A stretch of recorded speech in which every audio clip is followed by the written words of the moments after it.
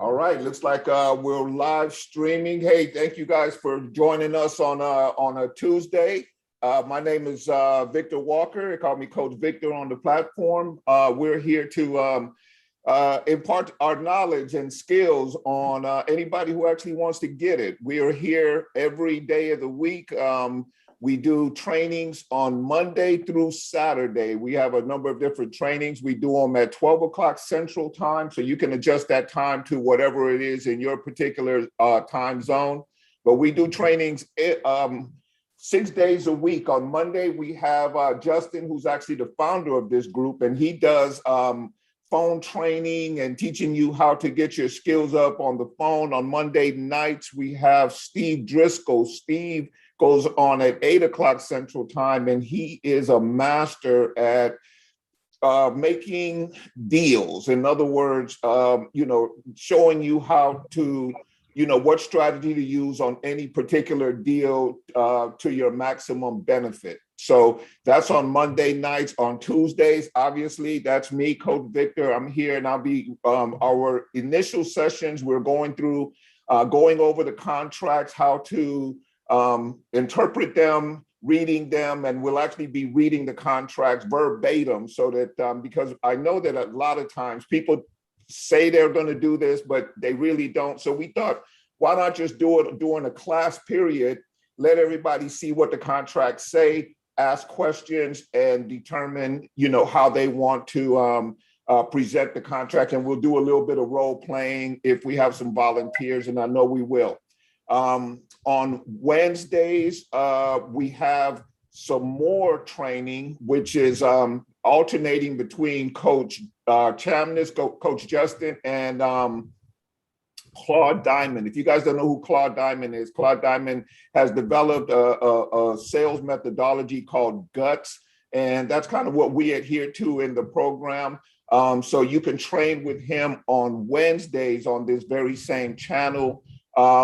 On Thursdays, we have additional training. I believe it's also, on Thursdays, we actually do a Spanish training with Hervik, Coach Hervik. So tune in on Thursdays if, if Spanish is your primary language, you can join us there for that.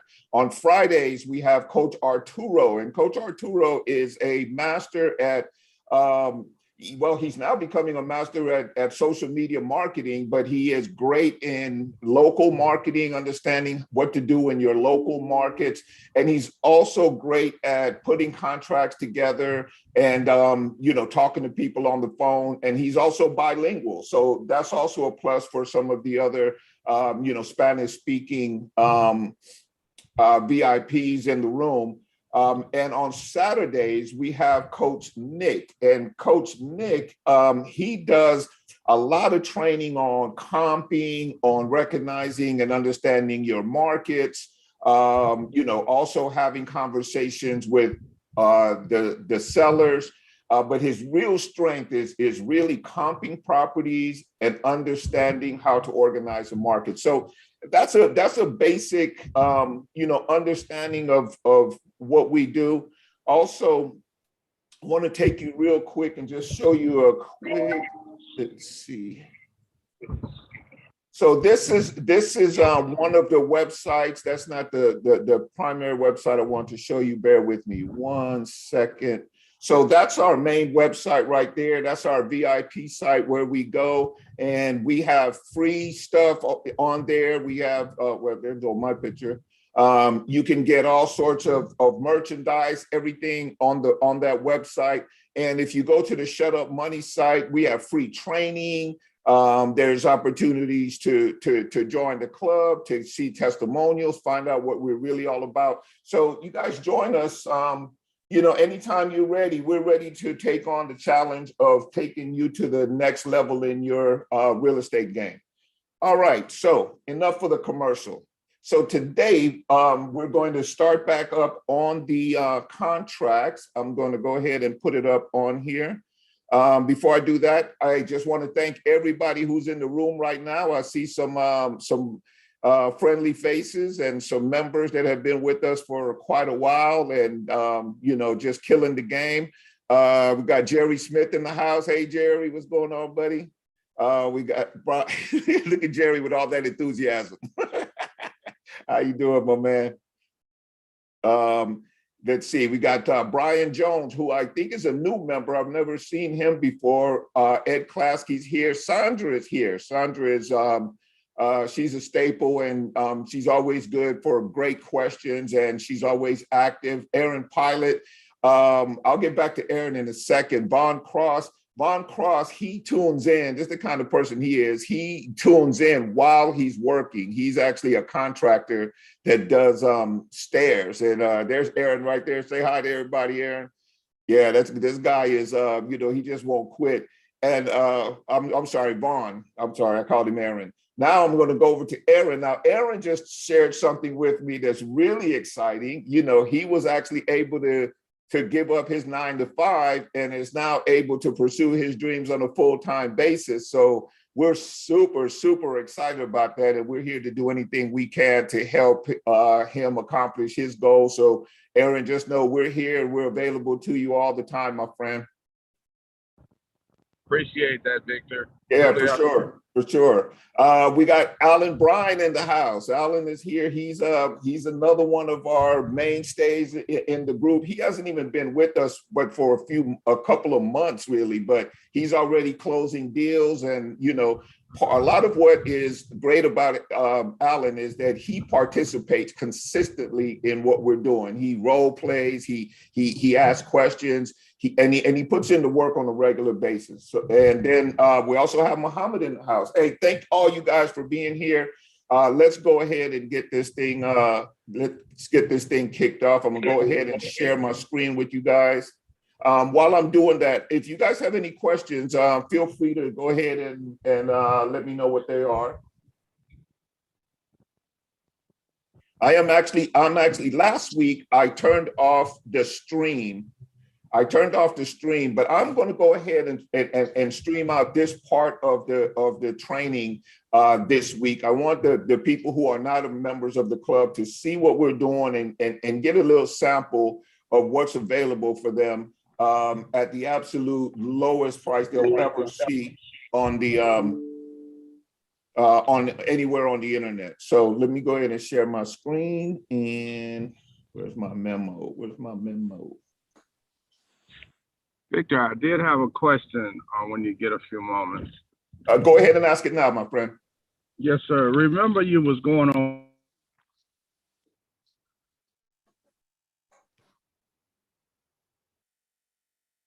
You muted out again.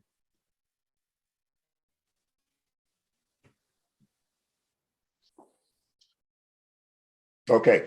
Aaron, if you want, I know you're driving, but you can put your question in the chat, or okay, you're back. Go ahead and ask. Sorry about that, Victor. No Seems problem. like every time I try to say something, somebody calls me. Yeah, you're a busy man. You in demand. Yes, sir. Anyway, I wanted to ask you about that site that you use for the tenants, to screen them. Okay. All right. Yeah. I'll put it in the chat and everything, and we'll go over that at the end of it. The tenant screening site. We actually have there's a couple that different people in the group use, but I'll put them in the chat, and I'll also go over that at the end of the presentation. I appreciate it, Victor. No problem. Coach Vic, can I ask a quick question before we start? Yes, sir, Alan. How are you? Great. Yourself? If I was any better, it'd be illegal. Preach. Hey, quick question. When I'm trying to, I guess, get a seller to sign an agreement for owner financing, okay, the seller replies to me that they're willing to do that, but when it comes time to sign, they're like, could you fill out an application so that I guess if they're carrying the loan, they want to know my details and whatnot. How would you handle a situation like that? Is that would you say that's over, or maybe not? What do you mean in terms of you being able to hold up your end of the bargain and making sure that they get paid and everything like that? Yeah, it sounds like they want to feel secure as to who they're dealing with, and they're like, "Oh, I don't know anything about it, so could you like?" Do they know? Are you the one that's taking it subject to, or are you actually trying to? I'm offering. I'm offering to buy it with purchase money note. Okay, so you're actually going to be the one who is actually going to take over and purchase the property and keep it yourself, or are you planning on selling the agreement? Selling the agreement. Okay. Okay. So here's what you want to do. Let them know that that's exactly what you're doing. Look, I have a number of people who are looking for property exactly like this, and they're looking to purchase it under these particular conditions. Now, at the time before we close on this, I can provide you with any paperwork, any credit checks or anything that makes you feel comfortable about this situation. If I get that done for you before we go to close, is this something we can move forward on today? Because you're going to end up going to somebody else, right?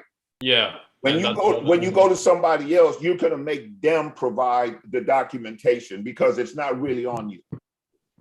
Yes. Right? If you're keeping it yourself, it only makes sense that they do that, right? Like everyone I wouldn't say everyone, because sometimes depending on their motivation, they will just be like, okay, fine. Yeah. And so here's a couple of things that I have done in the past is that I say, look, well, what I'll do is I'll use your escrow company and I'll go ahead and I'll pay the current month and I'll put a couple of months into escrow so that a couple of months are paid in advance. Would that make you feel a little bit more comfortable, Mr. Seller? Oh, okay. That's a good idea. But yeah. I don't know if the motivation level went down given all these obstacles they're trying to throw at me, despite the fact that I disclosed that it's my funder that's going to be taking title, not me. It's your funder that's going to be taking title? Yeah. Okay, so then they're going to want to see the information on the funder, right? Right. Okay, so what I do is I put together these types of deals, Mr. Seller, and I have highly qualified buyers that are going to eventually be the person with whom you are dealing with. Now, if you need to see some financials in regards to the end buyer, that's something I can provide. Would that, if I do that, can we go ahead and move forward, or maybe not? Well, if you can't even fill out the application, then I guess we shouldn't even talk about signing this agreement. What type of application are we referring to, Mr. Seller? It's just a typical application I send to my tenants, but I just need information on you because you're the one that's on the contract right now. Okay, that's fine. You want to go ahead and send that over to me? Okay, yes. So off the role play, if they send that over to you, what is your concern about the application? That they'll run your credit? Yeah. That your credit is not good? That you don't want them to see it, or correct? Like I just don't want to take a hard credit pull. Okay, so do a soft credit pull. It has all the dates and everything on there, and say, look, Mr. Seller, because I do this on a continuous basis, a lot of people ask me for this. So what I've found is that because they pulled my credit so much, it actually started affecting me negatively. I have a credit report available to me. I'll send it over to you right now, and you'll see the dates and everything on there, and that nothing has been redacted, but you'll see a full credit report. Would that resolve the matter for you, or maybe not? Gotcha. All right, I'll try that out. Thanks for the suggestion, Coach. Right? Does that make sense, or were you thinking in another direction? Because if you have your own and you don't want them to see it to pull credit and all that stuff like that, just tell them, look, because of the number of deals and the number of conversations that I'm in on a regular basis, if I allowed everybody to do that, it would affect me negatively to the point at which it would really hurt my business. But I do have a credit report. It is current. You'll see the dates and times and everything. That's something I can send over to you right now. Gotcha. Okay. Yeah, I'll try Okay. that route. But Yeah. For the sake of anonymity, I was trying not to give out any information. Well, you can redact whatever you want to from the credit report, right? You can, whatever you want to, just black it out or whatever so that they don't see. Okay. But if you're in a situation where they're really, insisting on something like this, then you have to work around that because their motivation is not at desperation. Mm-hmm. Their motivation, yeah, it's just a good idea, and they're willing to take a look at it. right. Right. So Right. your obstacles are going to be greater, which doesn't mean you can't get it done. And just for information's sake, I didn't start doing subject twos and purchasing property myself until I got all of that stuff straight so that I could provide whatever information they like. I didn't start doing subject twos in the beginning because my credit was okay. It wasn't great. And my scores were fine. They weren't great, and I don't have any criminal or anything like that, right? So, but I made sure that if they needed to see some funds, I had some funds that I could show them. Okay. Okay. And so if your buyer, has a bank statement or something like that, it'll probably resolve a lot of the problem that they have with moving forward on this. Just send one of their bank statements and a credit report, and it's probably a wrap. Sounds good. All right, we'll try that out. Thanks, bro. Yeah, you're welcome. Coach hey, Victor, I had a quick question.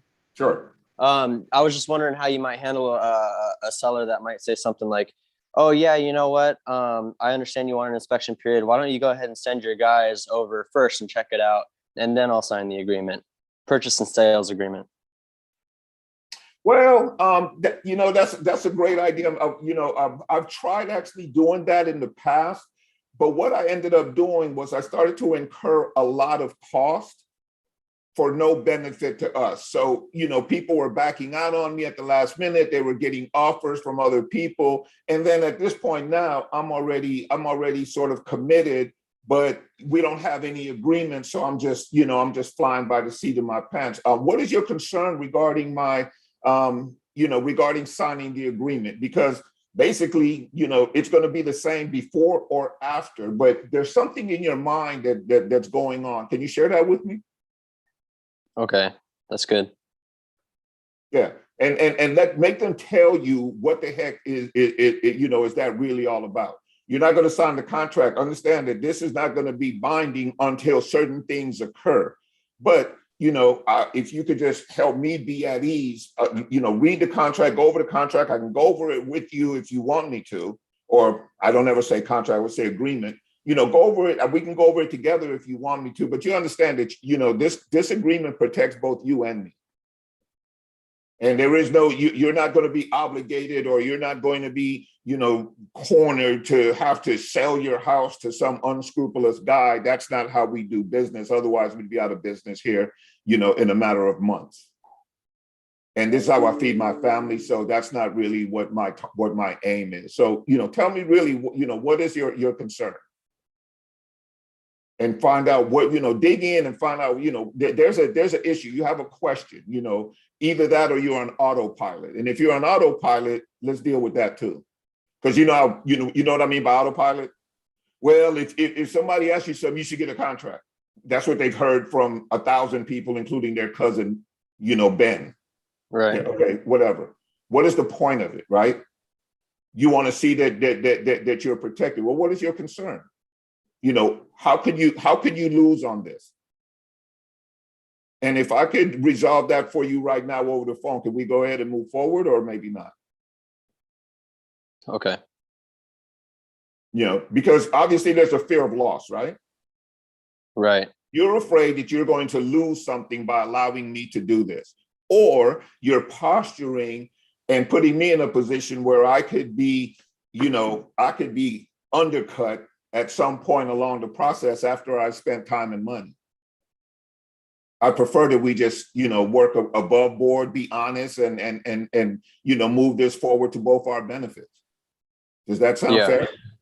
Yeah. Okay. I think for me in my situation, I talk too much about the inspection period and that I'd be sending guys over and this and that. So maybe it might be a credibility factor in my situation. Okay, but, yeah. See, that's a great observation, because you might actually be opening up doors that don't need to be open. Right. Like sometimes you really just have to tell them all that they need to know for the time being, which is not, lying. It's just making sure that you put in information at the right time when appropriate, right? And they're going to have full disclosure all the time because, you know, you're not trying to steal nothing, undermine anything, you know, rob anybody of their life saved. You're not doing any of that stuff, right? But what happens, just like you mentioned, too much information works against you. Yeah. Right? Because now the more you tell them, the more questions they feel like they need to ask. Yeah. Right? So yeah, you may actually be going there. I just say, you know, I just need about 15 days or so I can make sure I can get in there and see, you know, that everything is exactly as we spoke about. I don't expect that there'll be anything different because, you know, you sound like you're a person of integrity. I have no idea if that's true, but, you know, I'm going to stroke their ego and you know, I'm going to assume and I'm going to let them know that I assume that we're going to be dealing above board and honestly. Right. Right?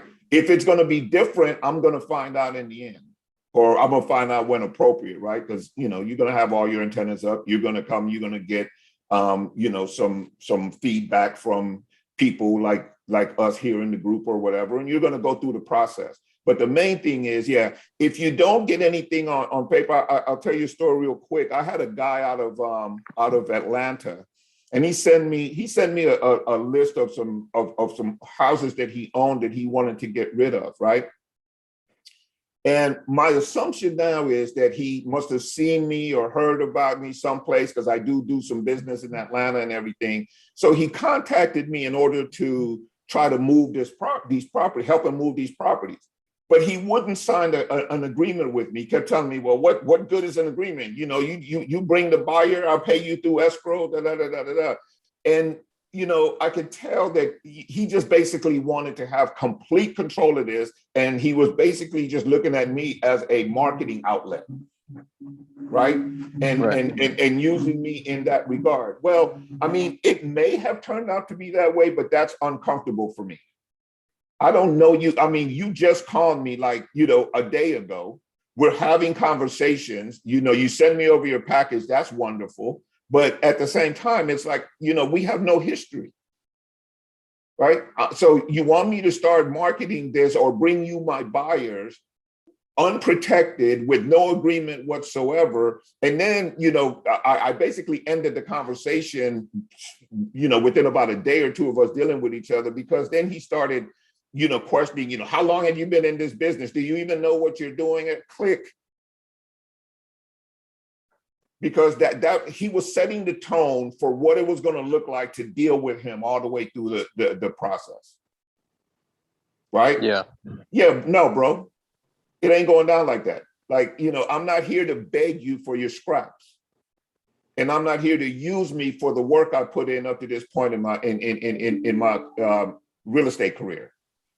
You know, I'm not here to send you my contact so that, you know, now the way you're acting, I feel like you might even try to, you know, undermine me there and, you know, create relationships and names and phone numbers and everything with my contacts.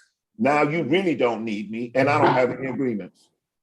Victor, can I ask you, how did you exit out of that though? Because sometimes I've actually had an experience like that. I didn't really know how to have a conversation where you want to be like curt, but you don't want to be obviously disrespectful. But how do you navigate to something like that? I'm as disrespectful as they are.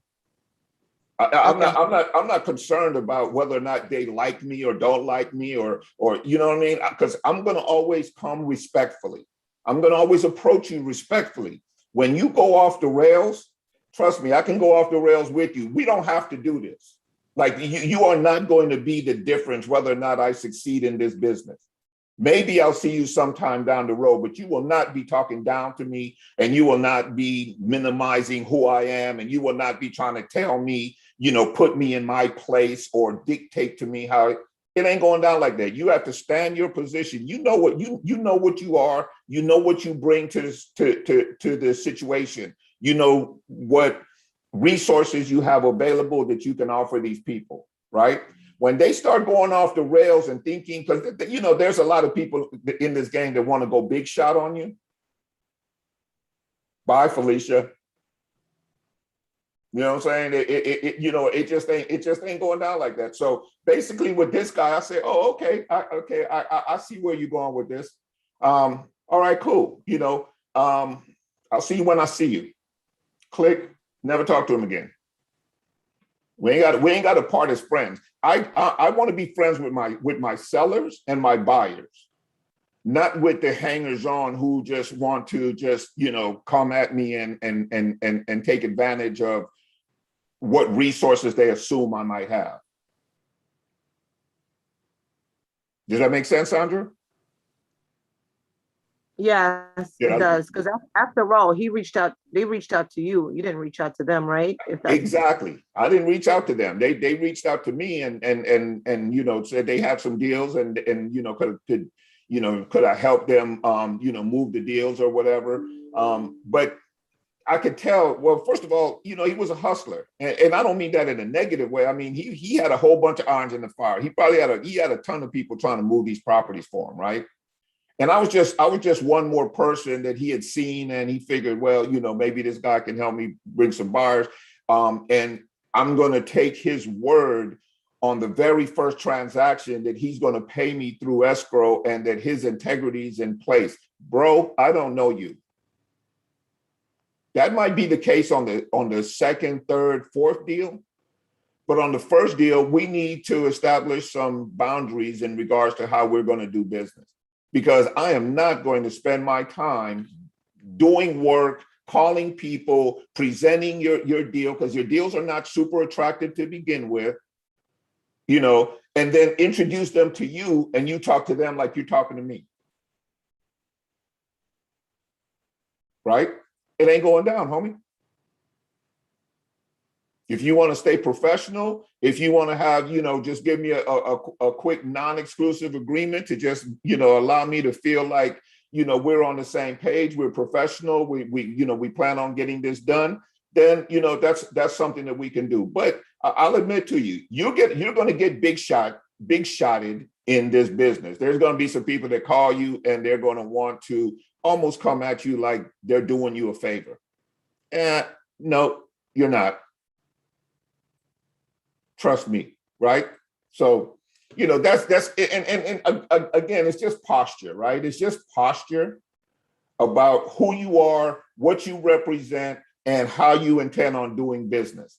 And yeah, that some of them might, you know, fall through the cracks because, you know, the attitude that you take on.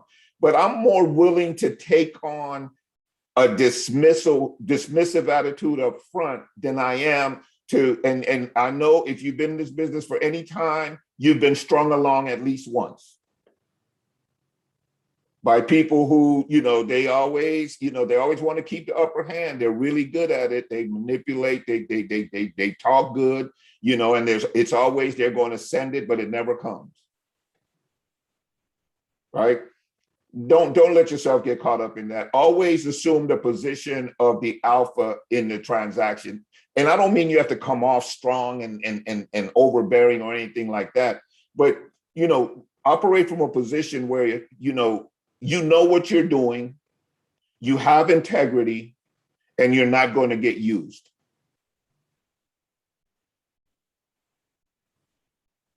Make sense, Sandra, or maybe not? no, it does.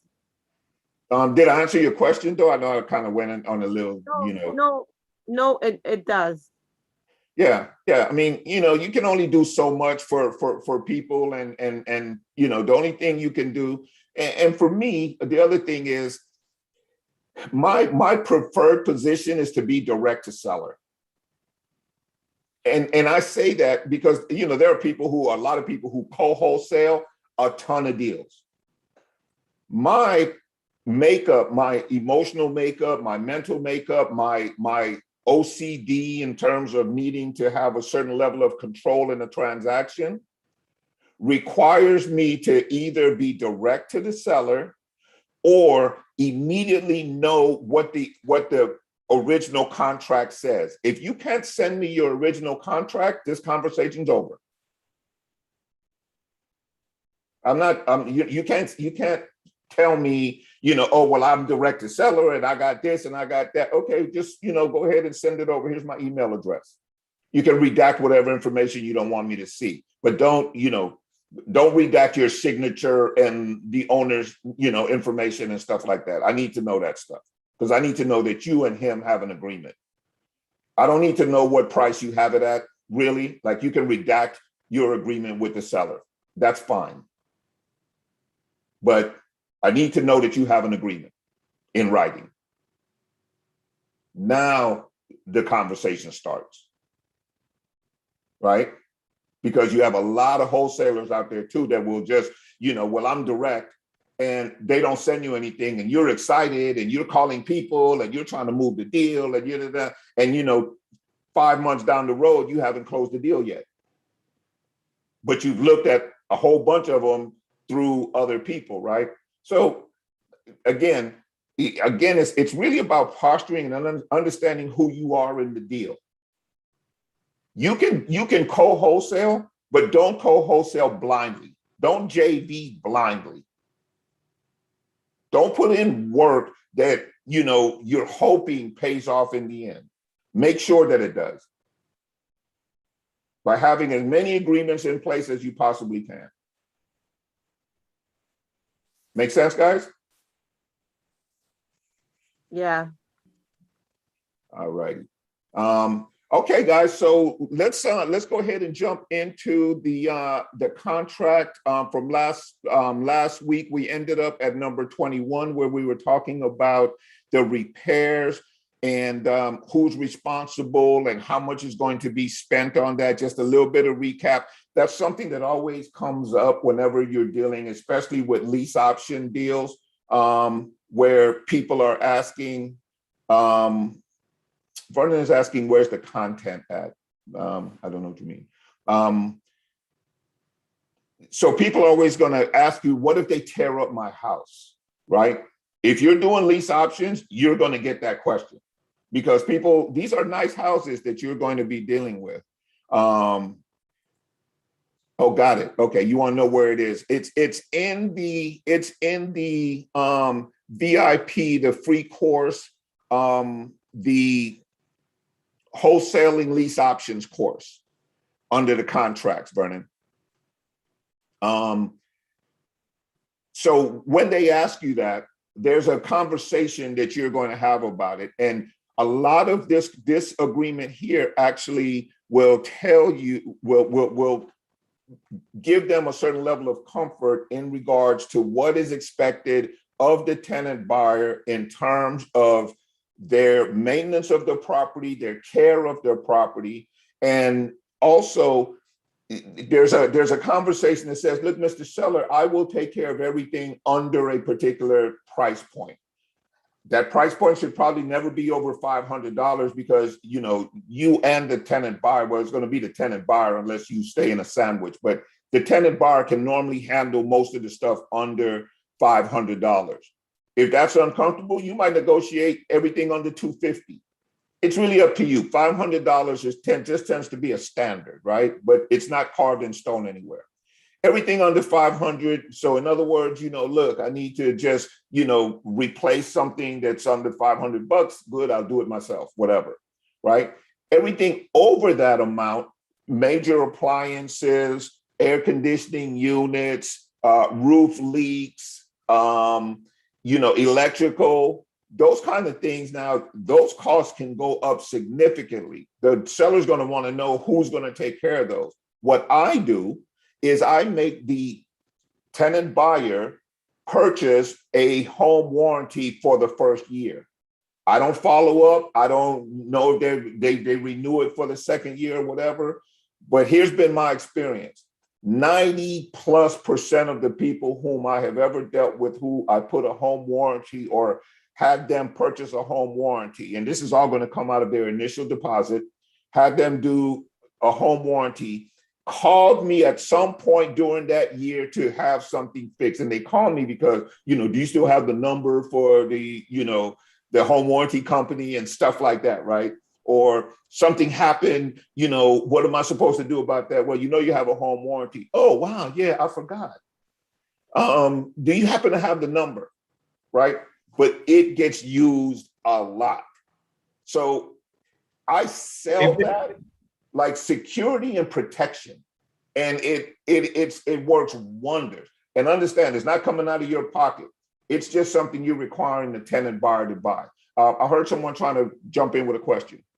Yeah, Victor. I got a deal I'm trying to put together in Michigan, Okay. and it's a fixer-upper. Yeah. So how would I, like, basically the guy wants, got it right here, hold up. He wants $48,000. If it's fixed up, it'll appraise for like 120 or something like that. Okay. But it's in a kind of limited population area. So Okay. what I'm proposing to him is I'm gonna give the owner $6,000 down, and maybe rent it, lease option it for 12 months to a handyman for Okay. $500. How would I have my paperwork, reflect all that? Oh, you would just enter into it. Now, this is not this here is going to be the paperwork that you use for the tenant buyer on the lease option side. Right? Yeah, right. Yeah, that's what I'm talking about. The tenant buyer. And so you want to know what contract or what part of the contract is going to hold that person accountable for what they say in regards to what they want to get done, what they're supposed to get done, or yeah. Okay. So there's an area in the contract. Let me see if inspection as is condition. Yeah, this is going to be a strictly lease option, 12 months. The guy's got to get it fixed in 12 months.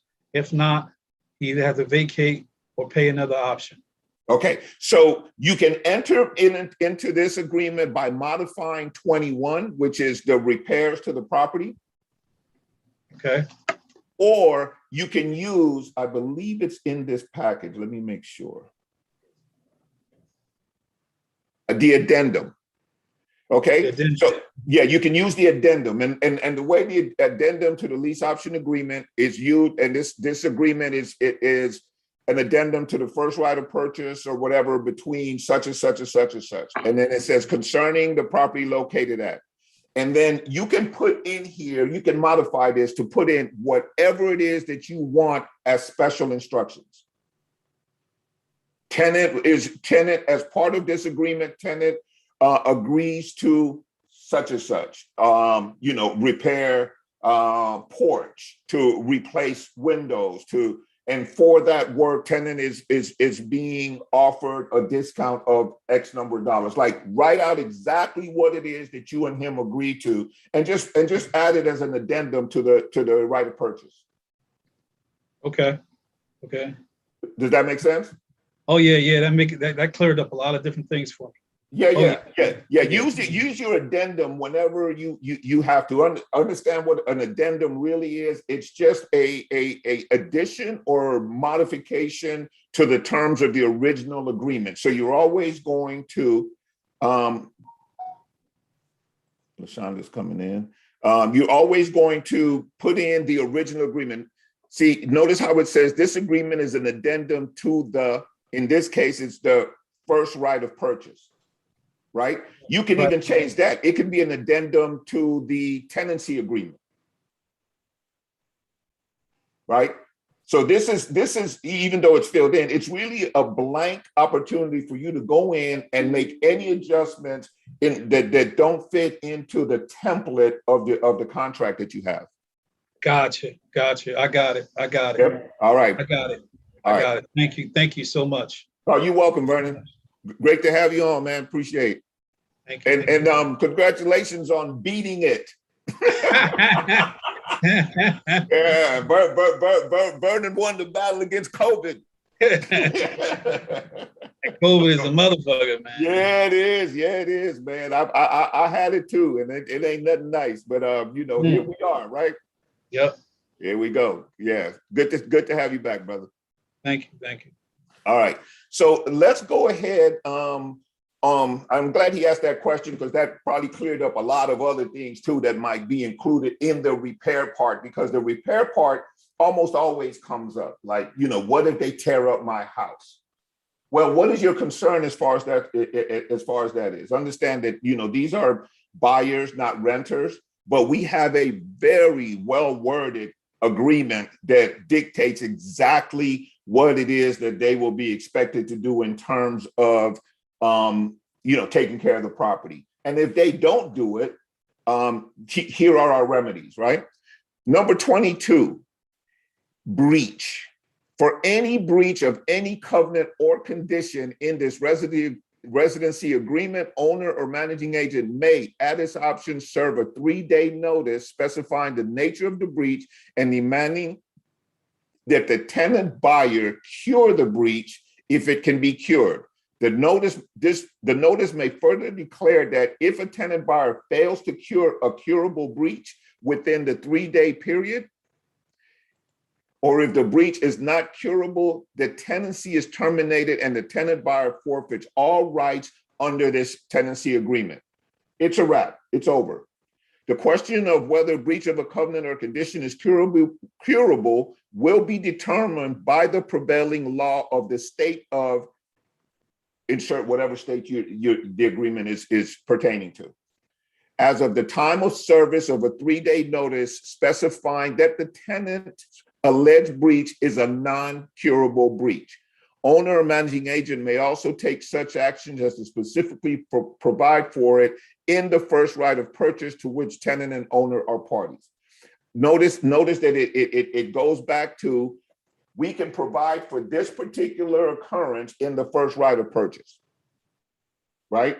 Like Vernon was asking, you can do it as an addendum to the first right of purchase, where you can dictate, look, let's say that you have a swimming pool, and the swimming pool requires certain level of maintenance.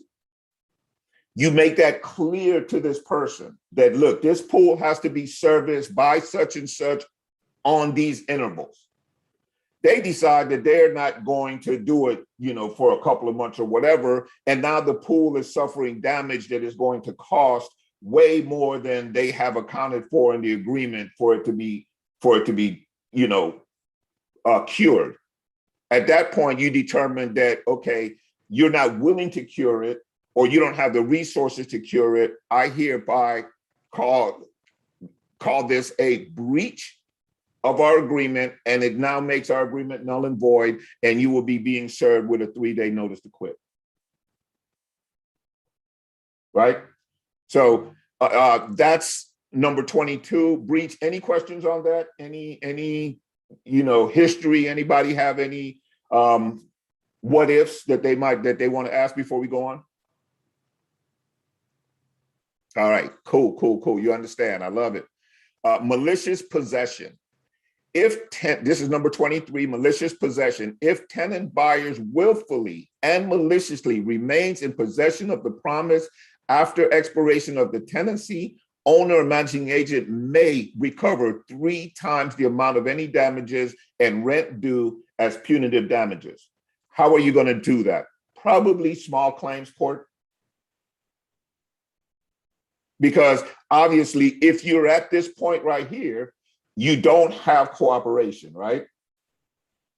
So now you're going to probably, the good thing is that you can do this because it is in the contract. You can simply present the contract to the judge in small claims court. You do not have to, file a lawsuit and take on all the additional expense of that, at least not initially, right? Here's what I want to tell you guys about judgments, though, now that we're on that little subject. I had an investor buddy. As a matter of fact, I was in the gym. I was with 2 investor buddies. One started talking to the other one about a dispute that he had with a tenant, and the tenant was trying to get money. The other investor says, just pay it. And he goes, what, and because he felt like, no, you're not going to just do this to me, right? Type of thing, right? And we all have that mentality sometimes. No, you're not getting away with just jobbing me. So by the end of the conversation, the investor who suggested that just pay it, come to find out, he basically pays all of his judgments. Like, he never goes to court. He negotiates the judgment sometimes, but like, he just, because he says, I went to court on my first 2 or 3, issues that I had, I went to court. And in 2 of the cases, I won. To this day, I have not seen a dime, and that person ended up costing me way more money to try to get them out and resolve the issue at that. So his decision was, and I've kind of taken it on as my own way of doing business, is negotiate, pay, move on. Because the stress, the money, and the fact that you understand that just because a judge issues a judgment on your behalf, you now just have a bill. You now just have a collection letter. You have nothing. You may literally have to chase that person to the underworld before you ever see a dime on that. All you can do now is just mess up their credit, report it to the credit agencies, put a mechanics lien, which is what you should do, so that in case they ever try to buy property or anything in the future, that shows up and that they cannot move forward without paying you. But at that point, you have no idea when you're going to get this money. So the best thing is to think, okay, what's best for me? In his case, he thought what I should do is get this person out of here, get rid of this scenario, move on, rent or sell my property, and keep it pushing. I agree with that. You may have a different opinion, but I just wanted to kind of, tell you a little story about, some things I've observed as far as that's concerned. Personal property. After tenant buyer vacates the premises, either by expiration of the term or termination of the tenancy, owner or managing agent must give the notices required by law concerning disposition of any personal property of residence that may remain on the premises. Tenant buyer is responsible for all reasonable costs of storing such personal property. The property be released to tenant or its rightful owner only after the tenant or the rightful owner pays to owner or managing agent the reasonable cost of storage within the required time. Somebody leaves an old vehicle on the property. They won't move it.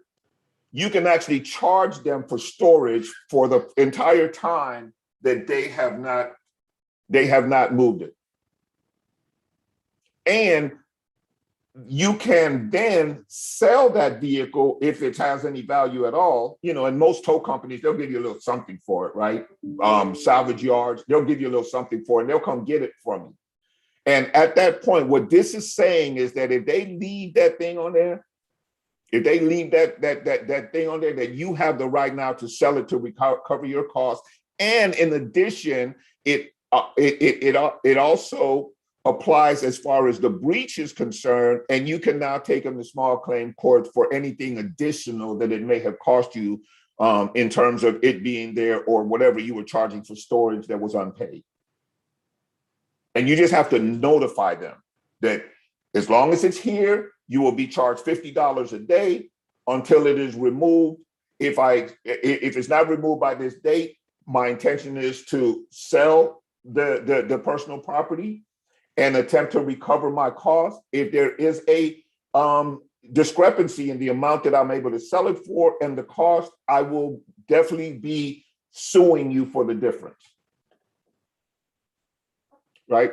Now, I know that all of this kind of sounds intense, and the truth of the matter is that you almost never will have to deal with it because, people are, most people are a little higher quality than that, but, stuff happens. and stuff, that you need to protect yourself whenever, anything like that does happen. And you guys have seen people leave a bunch of stuff, just vacate in the middle of the night, leave a whole bunch of stuff, and now you're responsible for it. Well, most of it is considered personal property, and that's what covers you in terms of that. And now you know what the contract says in terms of that. Let's see, possession. Number 25, if owner or managing agent is unable to deliver possession of the premises to tenant buyer at the commencement of the term specified in this residency agreement, owner or managing agent will not be liable for any damage caused thereby, nor will this residency agreement be void or voidable. Owner or managing agent will take reasonable steps to obtain possession of the premises from previous residents or owners. Tenant buyer will not be liable for any rent, however, until the date that possession is actually delivered. Tenant buyer may terminate this residency agreement if owner or managing agent fails to deliver possession of the premises within 60 days after commencement of the specified term. Are there any questions on that? Did everybody understand what that meant? If you didn't, just say so. Let me know. All right, I'll try to break it down for you. Say one more time. Say one more time. Okay, so basically all it's saying is that you guarantee to the tenant buyer possession within a certain period of time. If for whatever reason you cannot deliver on that, because let's say that you're lease optioning a property that has a tenant in it currently. The tenant was all good with everything. Everything was fine. Yeah, I got a place to move. No worries, no worries. And then it falls apart for them. They can't move. And now they're not only not moving, but they're getting salty about it. They're not answering your calls anymore. They're not, answering the door. They're doing tenant stuff, right? If you are in a contract agreement with a tenant buyer and you cannot deliver, the tenant buyer has a right to get all of their money back, and this contract is now void. That's basically what it says. Was that clear? Understandable? Yeah, I got that. Okay, yeah, that's basically all it says. And typically it's only going to apply if you either have a tenant in place or work is being done, right? If work is being done, maybe the work takes a little bit longer. Again, you just go back and say, look, I want to deliver this to you in the best condition I possibly can.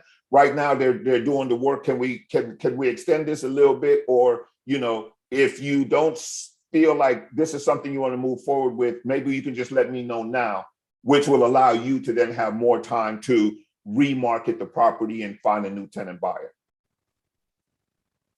Make sense? Yes. Cool. Hey, you guys, feel free to unmute yourself and participate, make a comment, ask a question or do whatever. I don't want to do this like I'm, in front of a classroom. I kind of, I'm hoping that you guys are getting this. I'm going to assume that you are, because I know you're all smart.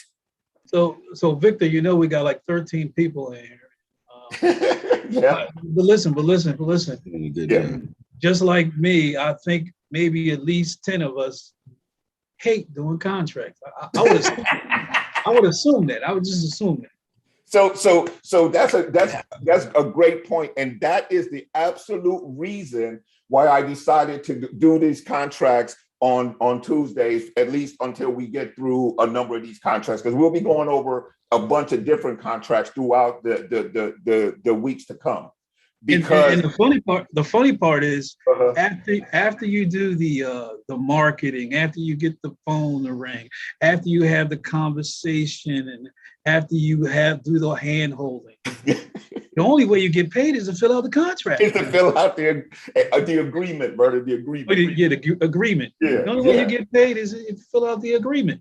The only way you're going to get paid, and a lot of people do not really understand what these agreements say. Like, I'm guilty.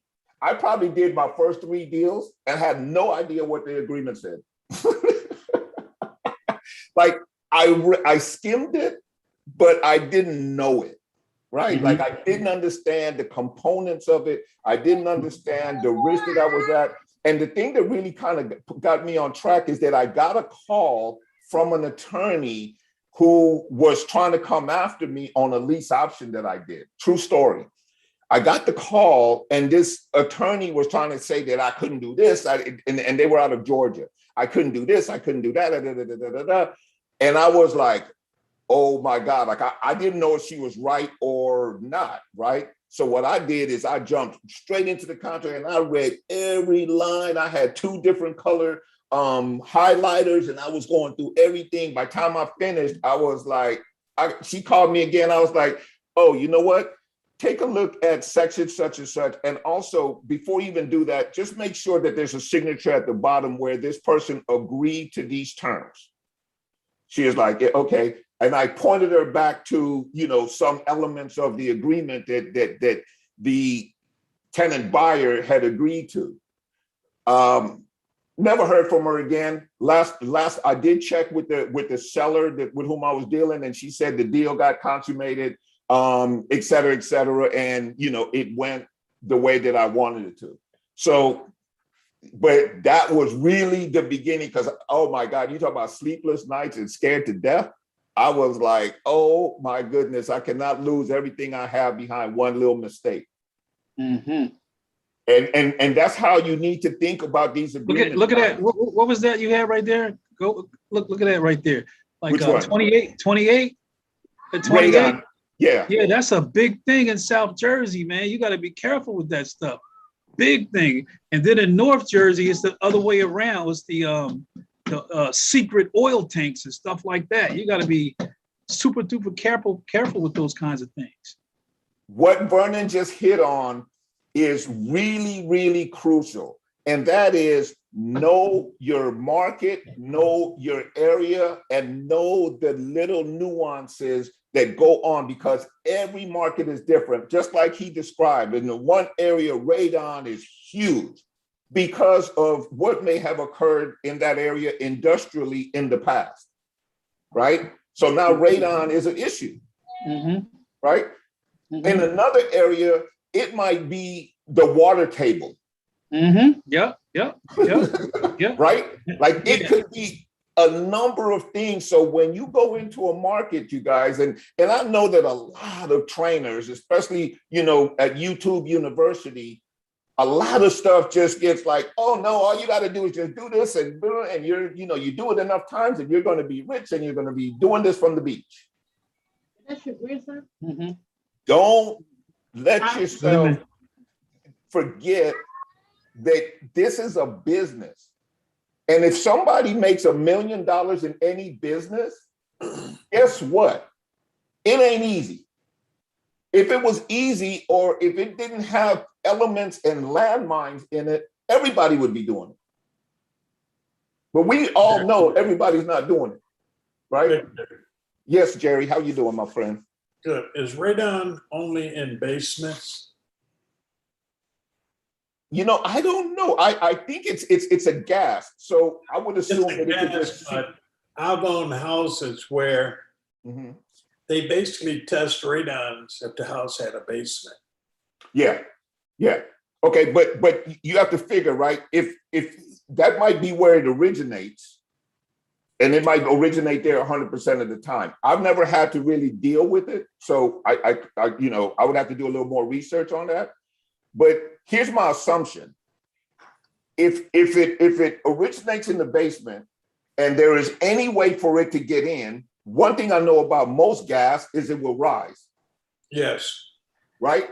So if there is an opportunity for it to rise through a floor or any other cracks in the foundation, or if you have a basement property, there's always openings, right? They go in there and they drill for your cable. They go in there and they drill for your telephone. And so there's always these little openings, right? Yes. So if radon is in the basement, highly likely at some point it can seep into the home itself.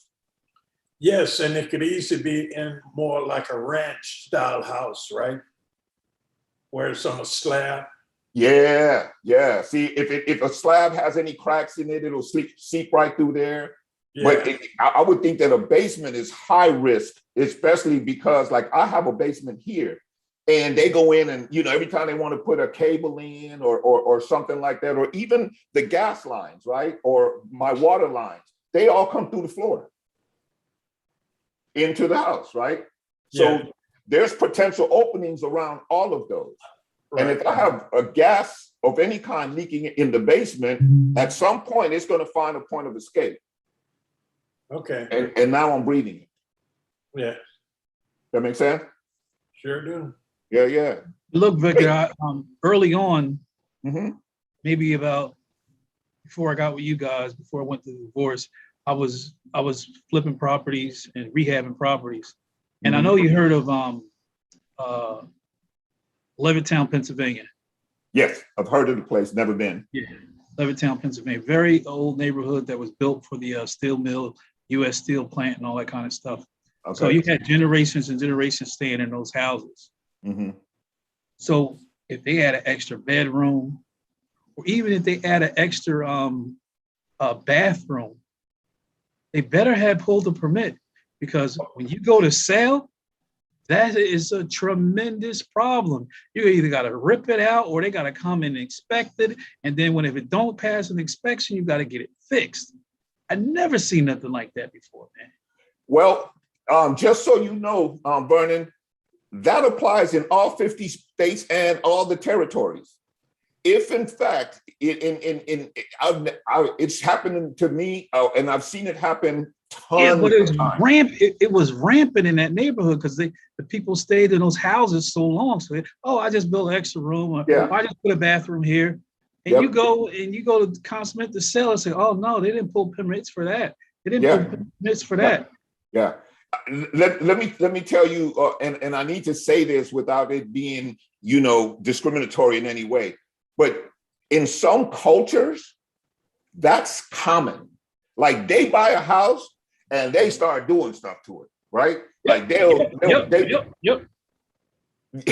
put up a patio, then they want to put up a shed, and then they want to, make the window bigger. They want to do all of these things to the property, right? They want to, put in a hot pot outside. So now they need water. So now they start digging into stuff, right? Yep. If a lot of that stuff is not permitted, especially any additions that would be considered fixed or permanent on the actual original structure, if you don't have permits, it's going to be almost impossible to sell that property. Because you now have to find somebody who is willing to take the property with the additional risk. And a lot of times, like, certain brokers, they will instruct their agents to, not move forward until it's cured. Yeah, abort mission. Yeah. Abort mission. Yeah. We're not doing anything until it's cured. Now, imagine somebody put in a bathroom, and obviously to put in a bathroom, you're gonna have a plumbing, you're gonna have electrical and stuff like that, right? Right. If you want somebody to come in and sign off on it after the fact, you got to strip all the walls down so that they can look all the way into the studs to make sure that the studs are aligned as they should be, to make sure that you haven't compromised the integrity of the wood when you ran your wire, to make sure that your wire is run correctly through the right size holes, to make sure that you haven't joined wires within the structure that are not in a junction box. Like all of that has to be checked. And they can't check that without tearing down, without taking off at least the front layer of drywall. And in some municipalities, and you know what? This is something else I've learned. Inspections can quickly become personal. Like you can have one inspector that's cool as heck, and they'll just walk you through, look, you need to do this, and this, and it's straight and we good, I'll go ahead and sign off on it. And then you have other inspector guy or girl. and they want it done by the exact book, like it was written in 1920. You got to strip everything down. You got to take up the floor. You get those, I'm telling you. And it is like, it can be a nightmare really fast for you guys.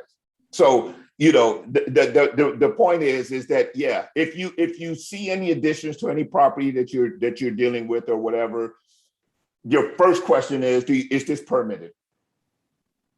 If it's not, now you have to determine what the absolute best cure is going to be for it, since it is not permitted. There's probably a cure. The cure is, all you have to determine now is the cost of the cure, right? Is it going to be simple, or are you going to, you know, get ready to come out of money that is now making this deal not a deal for you?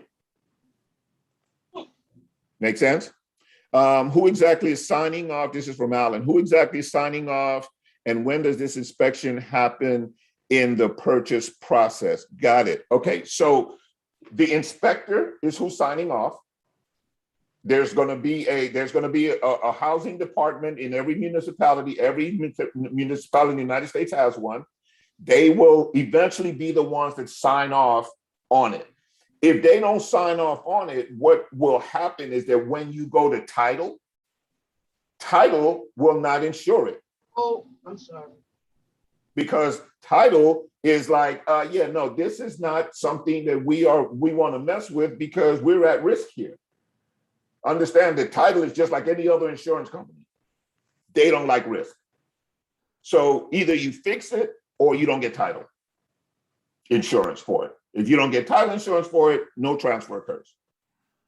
Oh, okay. Thanks for sharing, Victor. So if there's a second bathroom present and in the title search it shows that there was never a permit there, then title will not insure it. Is that correct? Title will more than likely not insure it. Okay, sounds Yeah. good. For They clarity. will more than likely not insure it. And so now you're at escrow. Now you think that, you know, I got a check coming on Monday. And then here's the bad part about, you know, a lot of legal stuff. I don't know why it works like this, but why does it always show up on the last day? I have seen it happen too many times to even tell you. And you always think in the back of your mind, somebody had to know this before today, right? But ultimately, when it comes down to it, it's your job to know it, not anybody else's. You got to know what title's expectations are. You got to know what, and when I say title, the title insurer, you have to know what escrow's expectations are, and you have to know what the lender's expectations are. That's your job. That's part of what being a real estate pro is, right? If you don't know these things, what'll happen is, outside of the fact that you could end up in a legal situation, but more than likely what's going to happen is you're going to spin your wheels and never get the check on deals. And no one is going to do that for too long before they're out of this business. Right? You're not gonna spin your wheels forever. At some point, you're just gonna be like, you know what, this ain't worth it to me. And you're gonna be gone. And really, there was probably just one or two little things that could have happened that would have handled it for you, and you could have gone. So part of why I wanted to do these contract readings and going over them and trying to get you to understand where it could apply, and also what how to short circuit any of these problems ever coming up in the first place, is just having an overall sense of where problems exist within any kind of real estate transaction, because they exist in certain places.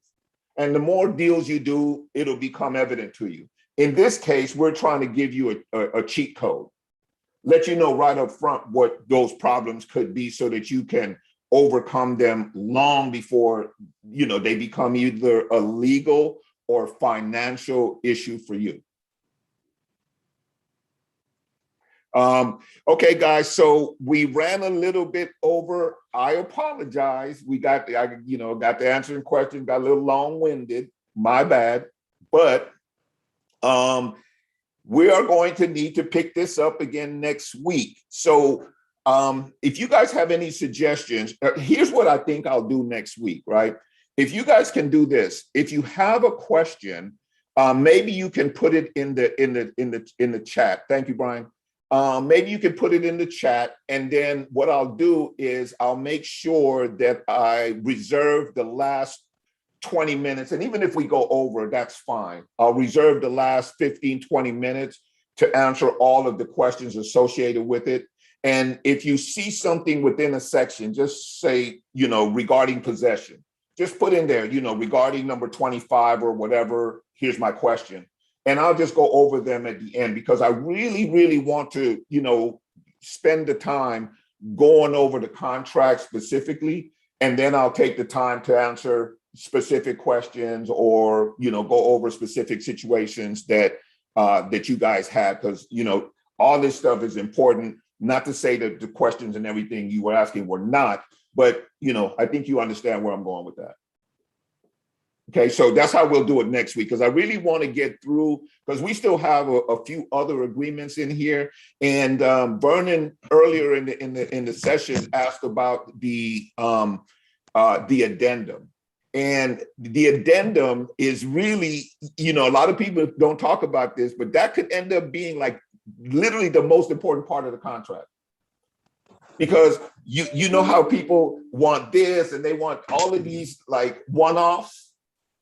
The addendum is where you really get to, spell out verbatim exactly what needs to happen in regards to any situation. So the addendum will actually allow you to skip a lot of modifications and just spell it out in the addendum.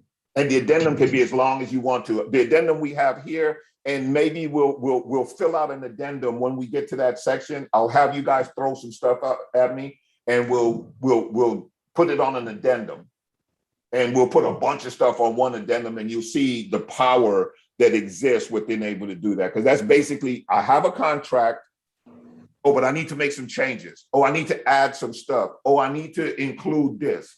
I need to spell out some financials. All of that can go on. Good, Victor. That sounds good. That addendum stuff. That sounds good. Yeah. I'll make sure we get to that, and we'll fill it out together and get you guys off and running with that. Aaron, you had a question for me, and I said I would answer it. Is that why you unmuted?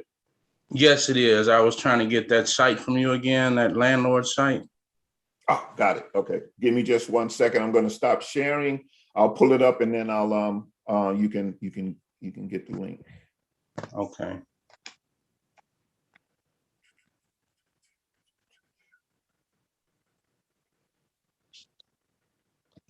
What landlord site is this? I use oh man, I can't even remember the name of it. Hold on 1 second. Tenant screening. Hold on. That's the one for the lease options and stuff like that, where they vet them out. Yeah. Okay, I know what you're talking about. Yeah. I should have had it pulled up. Yeah, here we go. I use TransUnion, and it's called My Smart Move. I'll share my screen so you can see what it looks like, so you know you're. Oh yeah, I've used that. Yeah, I use that. You use that, Aaron? Yeah, I used before. I used that before. Okay, yeah.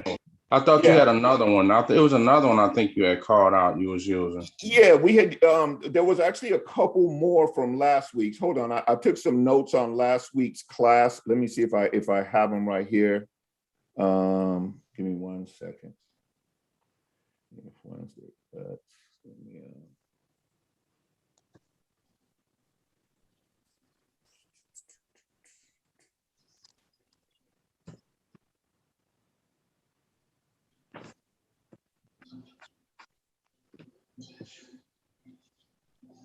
Nope, that's not it. Excuse me. Yeah. Now, the reason why I don't really have it is because I only use the one.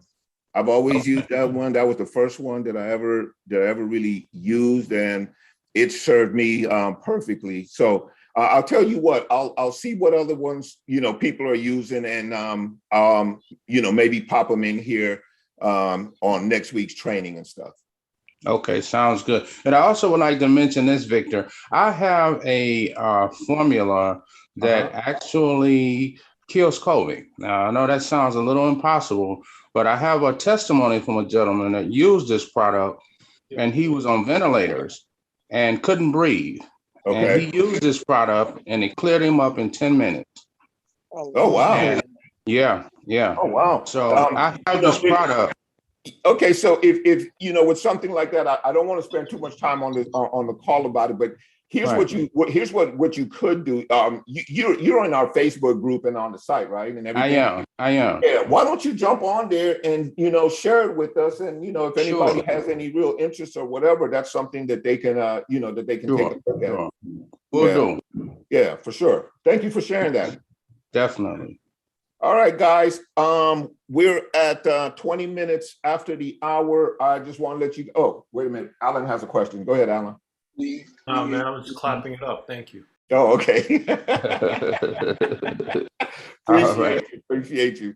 All right, guys. Let me do a quick roll call. I want to thank all you guys for showing up. Aaron, Vernon, Alan, Brian, Jerry, LaShonda. I haven't heard from you all day. You must be working while you're listening in the background. I know she's a grinder. That's what she do. Yeah, I'm at work. Yeah, see, I told you. She be doing the most. You bad, girl. You bad. Muhammad, Corey Wright is in the house. Vaughn, and let's see. Hey, if I missed anybody, I'm sorry. Is that you, Corey? No, go ahead, man. All right. Hey, just want to say thank you guys again for showing up and supporting us. And just remember, we have trainings 6 days a week, man. My co-coaches, those guys are awesome and they give out great content. You can learn how to, talk on the phones tomorrow. So they alternate. Justin alternates with Claude Diamond himself, whose methodology is the one that we teach. So I believe Claude is on tomorrow. I'm not absolutely sure, but in either case, if Justin is on, it is top shelf training on getting your phone game strong. So you guys tune in tomorrow at same bat time, same bat station, and I'll see you guys out there in the escrow companies closing deals and getting checks, all right? All right. Thanks. All right. Hey, All right. guys. Have a great week. Sir. You do the same. All right, we'll do. Bye-bye, everybody. Thank you, Vic.